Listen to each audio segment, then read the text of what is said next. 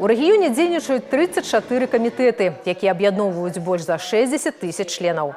Ключавыя кірункі працы – рэалізацыя маладзёжных ініцыятыў, патрыятычнае выхаванне, волонтерский рух. Наша задача сегодня действительно посмотреть все мероприятия, которые мы проводим, и дать им новую жизнь, новый формат. Но более важно сегодня, что мы хотим сказать и какой посыл дать, и в том числе нашим первым секретарям районных комитетов и нашей молодежи, что они не должны молчать на наших мероприятиях, они должны говорить о том, какой формат мероприятий им подходит, и говорить о том, что, возможно, и мы, в свою очередь, делаем неправильно, неверно, и что нас тормозит. Это очень важно, потому что Союз молодежи – это общественное объединение. Общественное объединение – это те люди, которые должны, в принципе, вносить, говорить и давать свои идеи. У цэнтры ўвагі не толькі дасягнутыя поспехі, але і вызначэнне стратэгічных задач на 2026.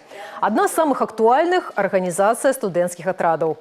Набліжаецца трэці працоўны семестр. Летась тут атрады працаўладкавалі амаль 9 тысяч чалавек.